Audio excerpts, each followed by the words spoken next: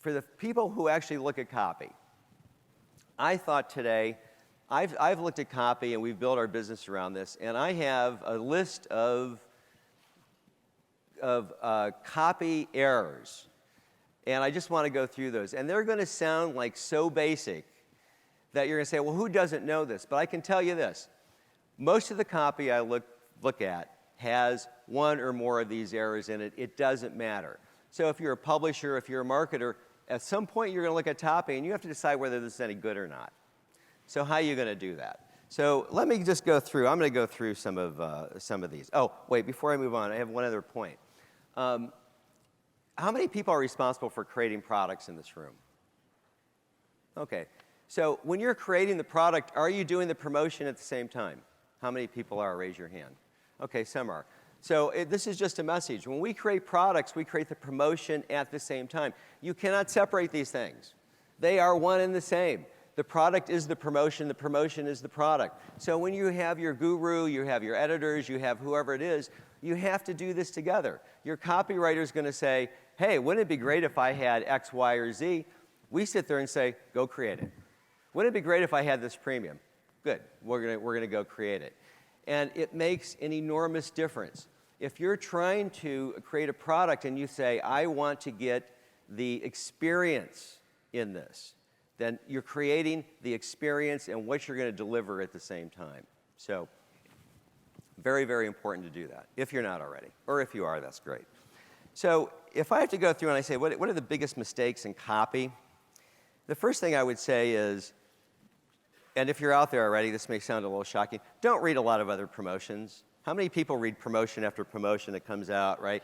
Really, you're wasting your time. You're reading promotions, but do you really know how to break those down and understand what makes them work?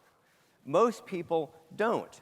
And what happens is you get a lot of stuff in your head, and it's hard to get it out of your head when you start writing copy or you start trying to evaluate copy. How many people in here are actually writing copy? Have you ever, okay, so you're writing copy. If you're not writing copy, at least write one promotion in your life, because you will figure out, one, how hard it is. You're going to love all the copywriters you're going to work for that work for you, because you're going to go, oh my gosh, these guys really have a hard job. And you're going to understand how to look at and evaluate copy, which is really, really a big deal. Reading promotion after promotion, you know, a lot of times you can find a great offer or something like that. And so, yeah, we can mimic that. But if you're just mimicking stuff, it doesn't work. As you're going through copy, do me a favor. Just get rid of every cliche. Now, these are things that I see, and we look at this, and I spend, as the publisher of Money Map Press, really most of my time looking at copy because it is the biggest leverage point we have. The thing I see is cliche after cliche after cliche. You can see them, if it sounds like anything you've heard, if it sounds like a cliche, get rid of it. Here's the problem that you have if you're writing copy or you're trying to evaluate copy. When you get rid of the cliche, you have to replace it with something. And the first thing people go is, oh, what do I put here now? Right? Which means you have to do additional research, you know, all the time. The next thing I see is when you're working with copy, whether it's a copywriter, you're doing it in-house, you got a copywriter or whatever, don't sell me anything in the first 5 or 10 pages. You know, I see this all the time where they're so anxious to sell me something that they're selling me something. The best way to sell me something is to just simply paint a picture of something that is absolutely beautiful, that I want. The minute right now, and again, we talked a little bit about this, it's getting harder to sell, and there's a tendency to go out and try to sell harder up front. Don't do it, right? Because the minute somebody senses that you're being sold or they're being sold, they just walk away. They just don't want to go there right now. And I would say no matter what the temptation is, don't go there. Instead, give me a picture of something that I simply want, that I understand intuitively. We spend a lot of time at Money Map trying to create pictures of things that are intuitively desirable. So if I go to you and I say, hey man, we got this great new stock, and there's a guy out in South Dakota, and he's got a little ranch, and they go out there one day, and oh my gosh, they find a little black spot, and they bring a geologist out, and the whole story goes on, and oh my gosh, they just found out they have 1 billion barrels of oil under this land, and you can buy into this, and it's never been tapped before. I don't have to explain to you how you're going to get rich. You get it. I can tell that story, and you intuitively understand what is happening.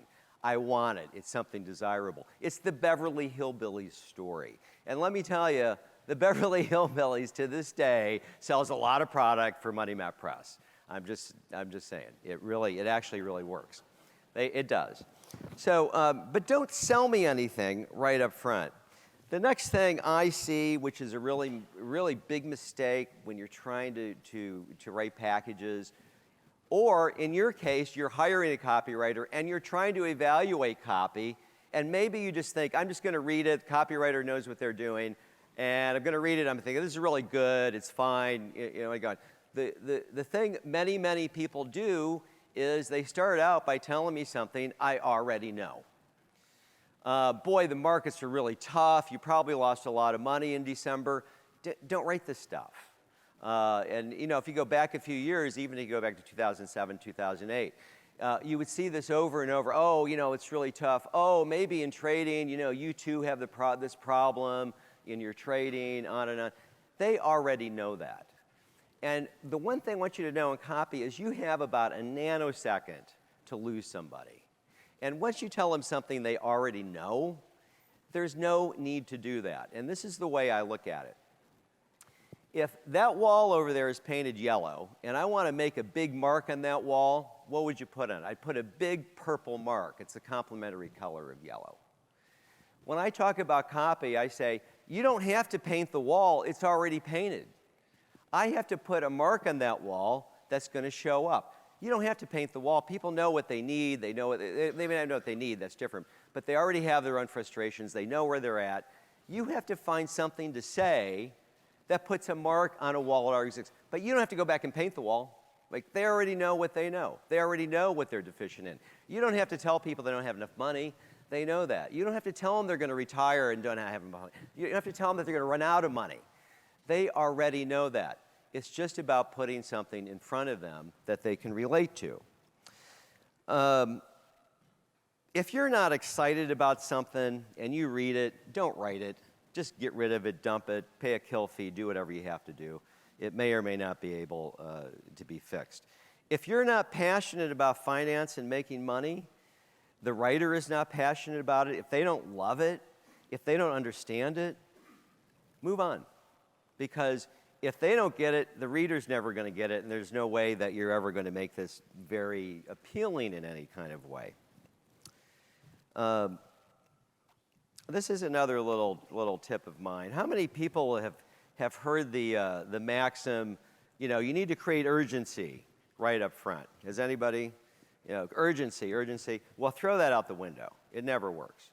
Urgency for something that you don't want is non-existent. I see this in copy all the time, right? Oh, in the next 3 hours, this is going to happen, and if you don't get in, you're going to miss out on $1 million. Well, you know what? If I don't want it, there is no urgency, right? As a matter of fact, if I don't really want it yet, I might be turned off because they're going to send me something, even if it's free. How many people have had free offers for something, and you think, what am I going to do with this? I can't even re-gift this piece of crap, and now I have to deal with it, right? So, urgency is a very tricky thing when you're trying to deal in copy with something like urgency. Because, and this gets me to the next thing with copy, is the number one thing you need to do when you're either reading or evaluating copy is just simply do one thing up front. You can't do 15 things in the lead of a package, but you can try to do one thing, which is create desire. So again, if you're looking at copy, if you're evaluating copy, if you have not created something that you just absolutely, inherently, intuitively want in the first page, you're just not there. You're just not there. the thing about desire is you can be a really mediocre copywriter. You can create desire up front. Everything else you do in the package will work. It'll work. It doesn't matter. By the time you get to the close, you already want it. So, it's kind of an interesting thing. And does anybody live near a diner? Did anybody ever eat in a diner here? Just raise your hand, yell out, of course. So what's the first thing you see at a diner? You walk in, there's a big case there, right? You see it, it's all right there. Now think about this. If you got up to pay your bill, you go to the cash register, and the person behind the cash register says, you really should take a piece of our chocolate cake with us. You go, nah, take a piece with you. You go, nah, I just had lunch, I'm kind of full. And they say, no, really, we have the best, it's award-winning chocolate cake. The frosting is amazing. Why don't you take a piece with you? No, thank you. I really don't want a piece of your chocolate. No, really, just take it, split it, do whatever you want. I got a sale on it. Hey, now you're freaking me out. Leave me alone, right? This is what happens when people read copy when you're trying too hard. However, if you walk up to that cash register and sitting next to the cash register is a piece of chocolate cake that you like, 9 times out of 10 you'll go, oh, I shouldn't, but I'll just take that. Can you wrap it up for me? Right? That's how it works. This is how selling works, no matter what it is. It's about painting a picture of something that I just simply want. That person behind the counter didn't have to tell me to buy it. I just created a picture of it that's so beautiful that I want it. And these are the things in all the writing, every message that you put out, every message you put out is a piece of copy, right? Every message, whether it's editorial, whether it's a lift letter, doesn't matter what it is, it's going somewhere. It's leading you somewhere. If you have the desire, it will work. It's the only thing, it's the one most important thing, along with the other 57 most important things I'm going to tell you about today.